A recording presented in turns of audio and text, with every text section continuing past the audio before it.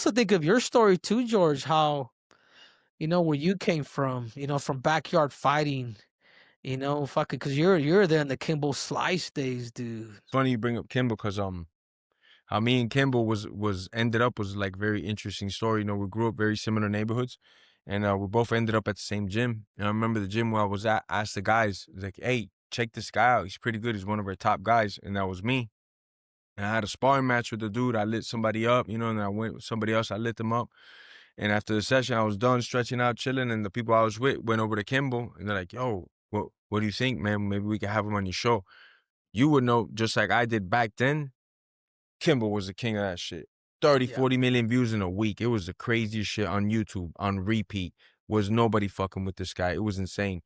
So just to have that chance to fight in that platform, I was like, I gotta take this, man. And Kimbo gave me the green light. He was like, yeah, come on through, let's fight, But much like you, same story, catching the bus, riding the bike, sleeping at the gym, it don't matter. It don't matter. I'm gonna get there. Doesn't matter what Yeah. I have or don't have, we're gonna get there. So how did this whole transition from you fighting in the backyards and doing all these backyard fightings to eventually fucking finding American Top Team, dude? Like, who introduced you to? Because I know Well, Coconut Creek in Miami, it's a little, far. the It's a good distance is drive. It's a good it's drive. it's It's a good it's drive. not the same city.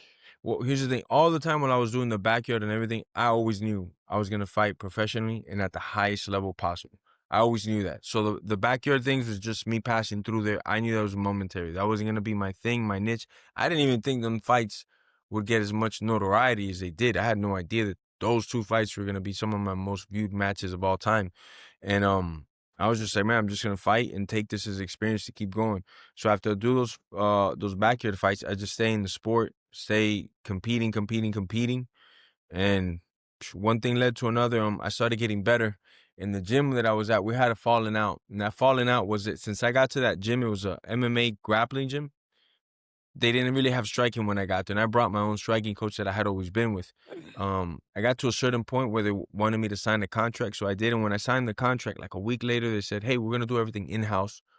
We're gonna have the striking coach now is gonna be from here." And I was like, "What? What does in house mean?" He goes, "No, like everybody from this gym is gonna be the ones all the trainers taking care of all the fighters aspects." When I said, "Well, I got my guy from outside. I'm not gonna leave him, and he's not gonna join this gym. Like he has his own programming thing." So we had a problem, and we ended up having a falling out because of that. They didn't want me to stay with my striking coach that I was with since a kid. So that was not happening.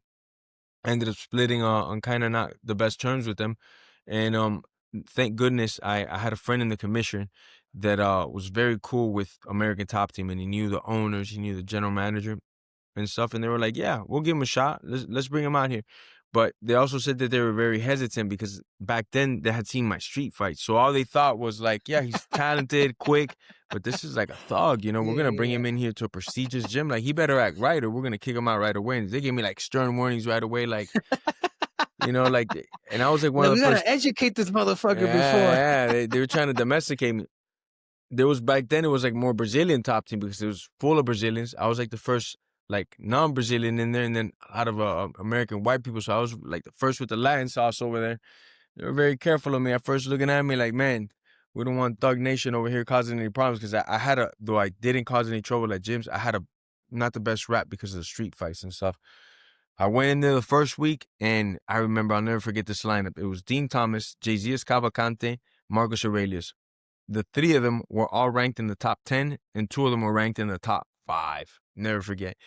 And Shit. I hadn't worked out with guys in that caliber of the world ever, or even Yeah, five. Like yeah. the So highest what ranking what guy at this time I had fought what was like what what year number. was this? What year was this? This before you went to ATT, imagine. So like Oh back yeah. like So you're talking about oh 2003, 07. Oh 2004, shit. You're going back, 2003, dude. 2004, like yeah, 2005, let's say 2005, 6, something like that. Yeah. I already just started getting down, and I fully commit to the program. And my striking was always good, and I had some gifts from God that I was extremely fast and I had extremely good reflexes. So I would go and I could handle my own on the feet, but in the grappling department, especially if somebody got me down in the jiu-jitsu, when I first got over there, brother, Yeah. it was like something else Yeah. because we had so many Mundial champions, legitimate black belt champions, that it was just a tapping spree for me. For like the first 2 years, I really went to American Top Team University. All I did was just get tapped on a daily, but eventually my game grew from that, and I was able to start catching these guys and fighting back in them. So it took a while, but man, it was a process well worth it, you know?